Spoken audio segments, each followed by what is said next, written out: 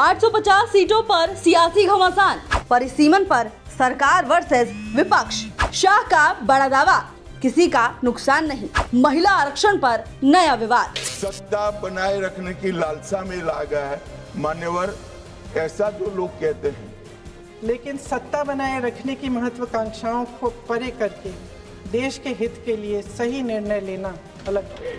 लोकतंत्र में सत्ता नागरिक के वोट से और नागरिक के दिमाग से ही तय होती है, राजनेता राजनीतिक पार्टियां नहीं करती। इन्हीं 543 लोकसभा क्षेत्रों में से महिलाओं को 33% आरक्षण क्यों नहीं दिया? इस सदन में एक सांसद के नाते कहता हूं, किसी की भी ताकत नहीं है इस देश से लोकतंत्र को खत्म करने की। संसद में इन दिनों महिला आरक्षण और परिसीमन को लेकर जोरदार राजनीतिक टकराव देखने को मिल रहा है। केंद्रीय गृह मंत्री अमित शाह ने लोकसभा सीटों को बढ़ाकर करीब 850 करने के प्रस्ताव पर विपक्ष के आरोपों का सीधा जवाब दिया। विपक्ष का आरोप है कि सरकार 2029 चुनाव को ध्यान में रखते हुए परिसीमन का इस्तेमाल राजनीतिक फायदे के लिए कर रही है। खास तौर पर दक्षिण भारत के राज्यों को नुकसान होने की आशंका है। लेकिन अमित शाह ने इन आरोपों को सिरे से खारिज किया, कहा कि केवल अफवाह है। उन्होंने आंकड़ों के साथ समझाया कि दक्षिण के राज्यों को भी फायदा होगा। उदाहरण के तौर पर तमिलनाडु को लगभग 20, केरल को 10, तेलंगाना को 9 और आंध्र प्रदेश को 13 अतिरिक्त सीटें मिल सकती हैं। महाराष्ट्र जैसे बड़े राज्य को भी करीब 24 सीटों का फायदे होने का अनुमान है। गृह मंत्री ने यह भी साफ किया कि परिसीमन 2011 की जनगणना के आधार पर किया जाएगा। इससे देश के हर हिस्से को बेहतर प्रतिनिधित्व मिलेगा। मान्यवर, उन्होंने कहा कि 850 का आंकड़ा कहां से आया, ये मैं समझाता हूं। 850 का जो आंकड़ा है मान्यवर, वो इस तरह से बना है कि काल्पनिक रूप से सोच ले कि 100 सीटें हैं, अगर 33% माताओं को, मातृशक्ति को आरक्षण देना है तो उसमें 50% बढ़ाते हैं तो सीटें होती है 150, और 150 जब होती है इसका 33% करते हैं तो 100 सीटें ऑटोमेटिकली हो जाती हैं।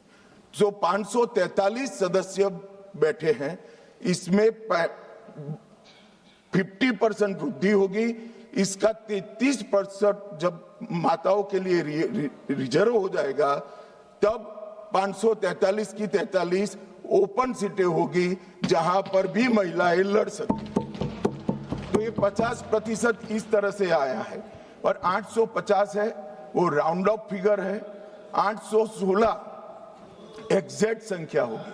ये फिर से पूछेंगे कि ऐसा क्यों किया है, तो अभी भी राउंड ऑफ फिगर जो है ये 543 नहीं है, 543 से ज्यादा ही है। अब उन्होंने कहा कि वृद्धि कैसे करोगे। आप 550 इतना तो समझ जाएंगे भाई। मैं केजी कहा तो तुम 7 अर्थ में केजी की तरह करने लगे। मान्यवर, इन्होंने कहा कि ये बिल में लिखा नहीं है। सांसद ज्योतिमणि और दक्षिण के कई सारे सांसदों ने कहा, मेरा कल समय ले मैं पढ़वा दूंगा।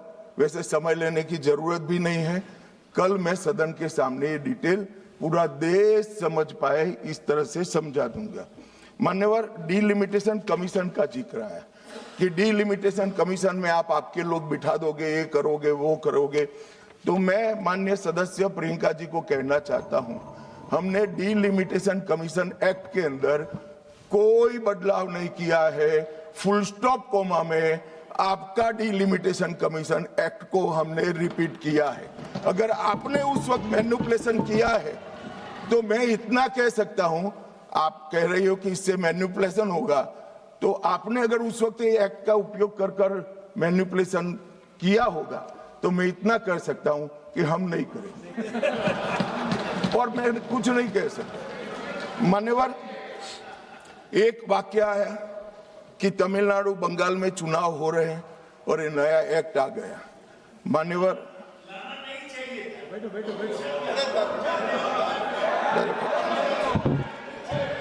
मान्यवर, मैं स्पष्टता से कह देता हूं कि ये डीलिमिटेशन कमीशन की जो रिपोर्ट तभी लागू होगी जब पार्लियामेंट इसको स्वीकार करके करेगी और राष्ट्रपति महोदय इस पर अपना मंजूरी का मोहर लगाएंगी।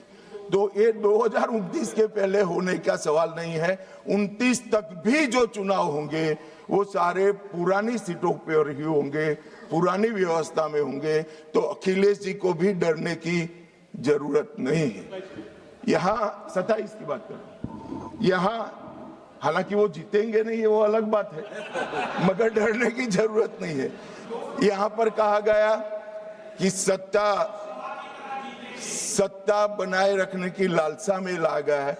मान्यवर, ऐसा जो लोग कहते हैं कि कुछ नेता 130 करोड़ की आबादी के जनमत को मैनिपुलेट कर सकते हैं, वो हमारी शक्तियों के आकलन बहुत ज्यादा कर रहे हैं। हम तो उस बात में मानने वाले हैं, लोकतंत्र में सत्ता नागरिक के वोट से और नागरिक के दिमाग से ही तय होती है। राजनेता, राजनीतिक पार्टियां नहीं कर सकती। 130 करोड़ का जनमत कौन मैनिपुलेट कर सकता है ऐसा? और अगर कर पाते तो हम तो जीतते ही नहीं। आप सत्ता में बैठे थे, हम कैसे जीतते? मान्यवर, इमरजेंसी डालने के बाद भी जनमत मैनिपुलेट नहीं होता है, इस देश का इतिहास है।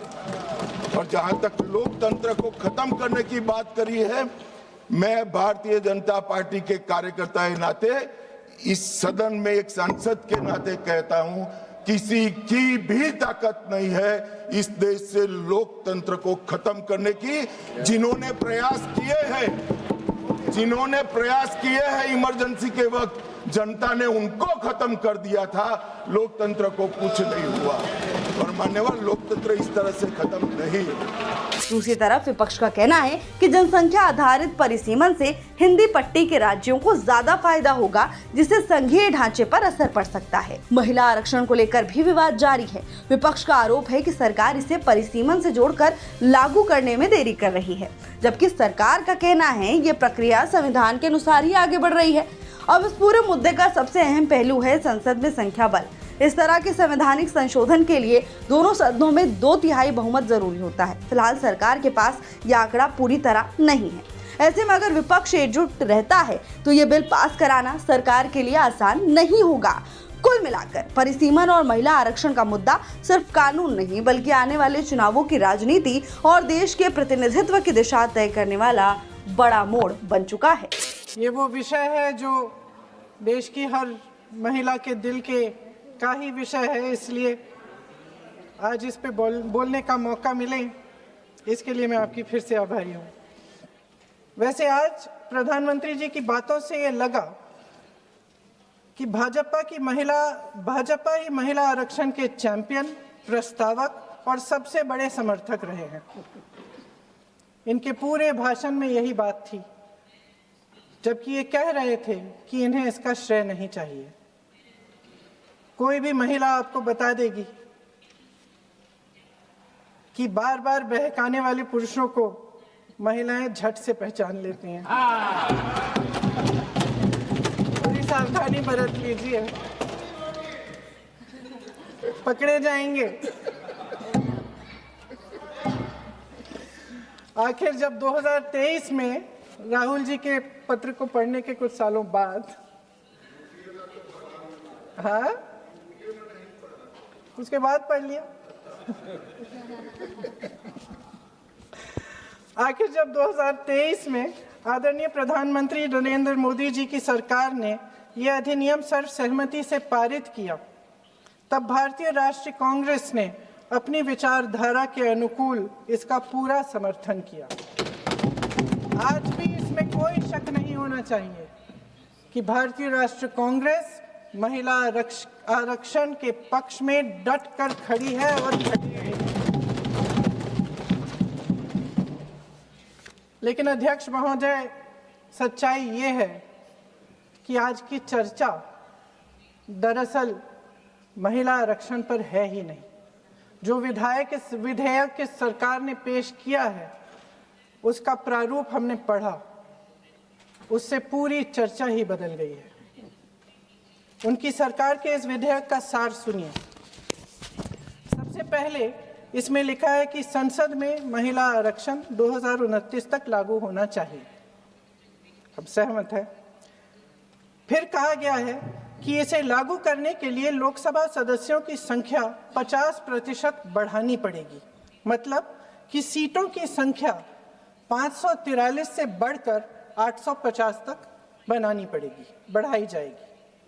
और इन सीटों को बढ़ाने के लिए एक परिसीमन आयोग बनाया जाएगा जो 2011 की जनगणना को आधार बनाकर ये कार्य करेगा।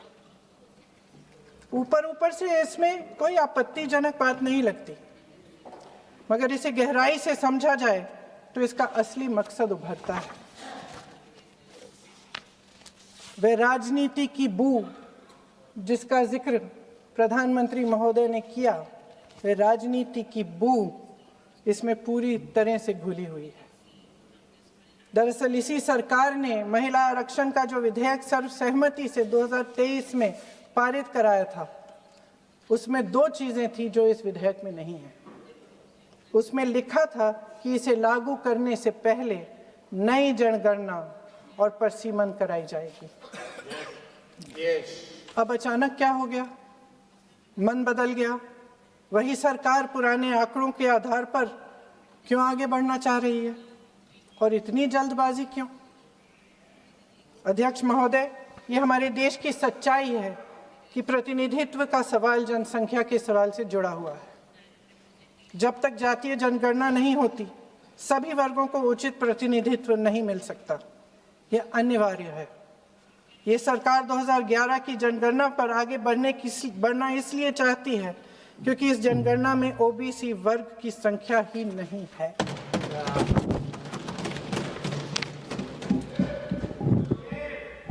आज प्रधानमंत्री महोदय ने बड़े हल्के में बोल दिया कि इस वर्ग और उस वर्ग के बारे में हम बाद में देख लेंगे। कौन सा इस वर्ग, कौन सा उस वर्ग? ओबीसी वर्ग की बात कर रहे थे कि हम बाद में ही देख लेंगे इसके बारे में। ये हल्के में नहीं लेना चाहिए अध्यक्ष महोदय।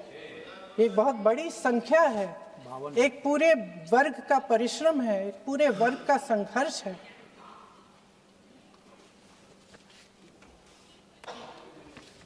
इसे टेक्निकल मुद्दा बता के उन्होंने अपना पल्ला झाड़ दिया। हम इनकी मांग कर रहे हैं, हम इनकी ज़रूरतों को आगे कर रहे हैं, हम कह रहे हैं कि इनको भी अपना हक मिलना चाहिए, और प्रधानमंत्री जी ने उसको एक टेक्निकल मुद्दा बता दिया। हमारे प्रधानमंत्री महोदय किस बात से घबरा रहे हैं? इसी बात से ना कि जब नई जनगणना होगी तो इस ओबीसी वर्ग के असली आंकड़े निकलेंगे और उसमें पता चलेगा कि ये वर्ग कितना मजबूत है, कितना बड़ा है, और उसके हक को कोई नकार नहीं पाएगा।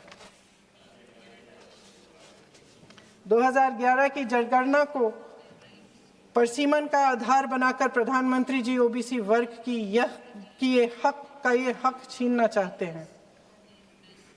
उनके साथ एक बहुत बड़ा अन्याय करने जा रहे हैं। अध्यक्ष महोदय, कांग्रेस पार्टी कभी नहीं होने देगी। हमारा संविधान सबका है, ये देश एक एक देशवासी का है। किसी एक का हक छीनकर इसे नहीं चलाया जा सकता। इस विधेयक में सिर्फ यह अभाव नहीं है, एक और खतरनाक अभाव है। संसद का 50% विस्तार प्रस्तावित है, लेकिन इसके लिए कोई ठोस प्रक्रिया के बारे में एक भी शब्द नहीं लिखा है। आश्चर्य की बात यह है कि इतने बड़े परिवर्तन के नियम क्या होंगे, कैसे किया जाएगा, इसके बारे में पूरे विधेयक में एक भी शब्द नहीं है। महोदय, संसद में भारत के हर प्रदेश की भागीदारी 1971 में निश्चित तौर पर तय की गई थी और इसमें परिवर्तन लाने पर रोक लगाई गई थी, लेकिन इस विधेयक के तहत ये सब बदलने जा रहा है। आदरणीय प्रधानमंत्री महोदय जी और उनके अन्य मंत्रियों के खोखले आश्वासनों के बावजूद यह निश्चित है कि संसद में प्रदेशों के वजन का परिवर्तन किया जाएगा। हमारे लोकतंत्र की व्यवस्था में इतने बड़े परिवर्तन के लिए पूरी प्रक्रिया बनी हुई है, मगर इनकी योजना यही है कि प्रक्रिया को नकारा जाएगा। जिस तरह असम में इन्होंने मन चाहे सीटों को काटा पीटा, विपक्षी दलों के नेताओं की सीटों का विभाजन किया और अपने राजनीतिक फायदे के लिए नई सीमाएं बनाई, उसी तरह ये पूरे देश में कर रहा है। इसका मतलब ये है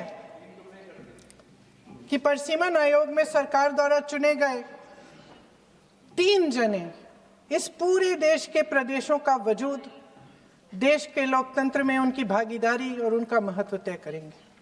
लोकतंत्र को खत्म करने की शुरुआत तो इस सरकार ने चुनाव आयोग, न्यायपालिका, मीडिया और अन्य संस्थाओं पर अपना पूरा दबाव डालकर शुरू कर ही लिया था, मगर अब लोकतंत्र पर खुला वार होने जा रहा है।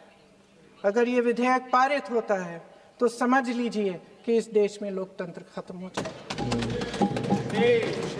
अध्यक्ष महोदय, मौजूदा सरकार एक बार फिर इस देश की जनता की आंखों में धूल झोंकने का काम करके देश की अखंडता पर बहुत बड़ा हमला कर रही है।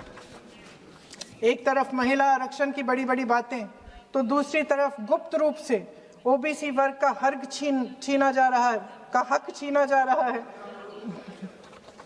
और कुछ प्रदेशों की ताकत कम करके लोकतंत्र की धज्जियां उड़ाकर अगले चुनाव के लिए अपनी पार्टी की मजबूती का ढांचा बनाया जा रहा है। हंस रहे हैं गृह मंत्री जी, हंस रहे हैं। पूरी योजना बना रखी है। चाणक्य आज अगर जिंदा होते तो वो भी चौंक जाते आपकी राजनीतिक कुटिलता पे।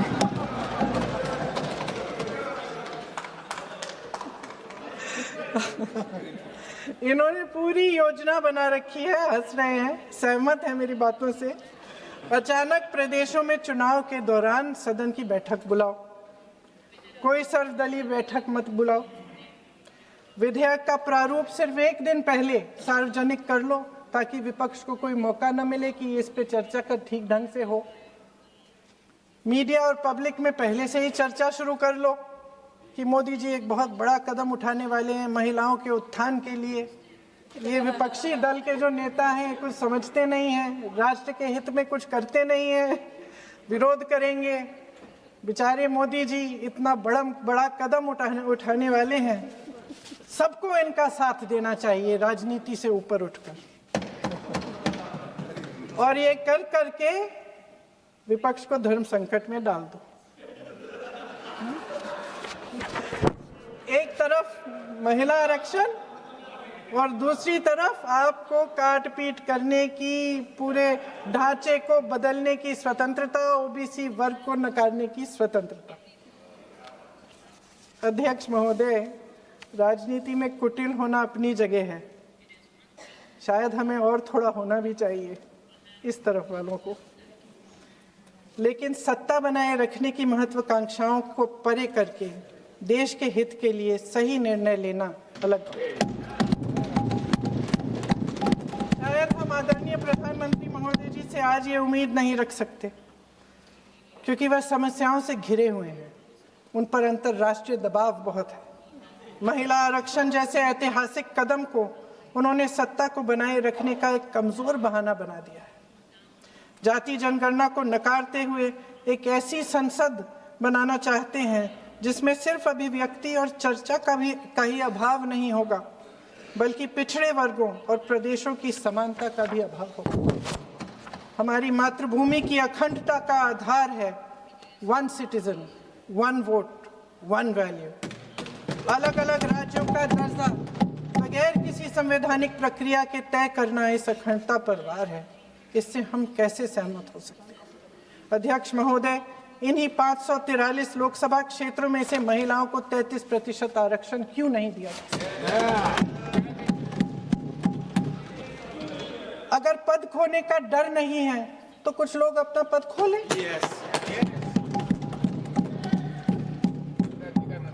इसी में से SC ST का जो दर्जा है, SC ST में महिलाओं का आरक्षण 33% हो जाए, 1/3 आरक्षण हो जाए, ओबीसी का भी उचित आरक्षण हो जाए, आज पारित हो सकता है।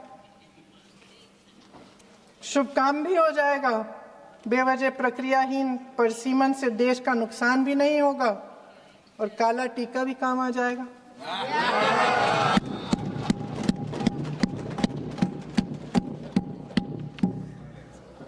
सदन की सर्वसहमति से देश के इतिहास में एक महत्वपूर्ण कदम उठाने पर आदरणीय प्रधानमंत्री महोदय जी का नाम भी लोकतंत्र का गौरवमय पन्नों में लिखा जाएगा। अध्यक्ष महोदय, आज मेरी बहुत सारी बहनें यहाँ बैठी हैं, सदन की चर्चा देख रही हैं।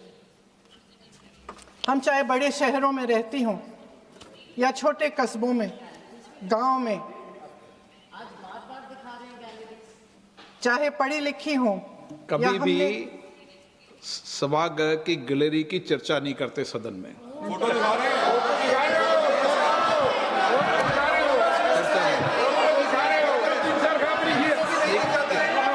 एक मिनट महोदय, मैं अभी भी थोड़ी नई हूँ, मैं समझ जाऊंगी। प्रियंका जी, एक मिनट। माननीय सभासदों, सभा की सहमति हो तो सभा की कार्रवाई आज रात को 11 बजे तक बढ़ा दी जाए।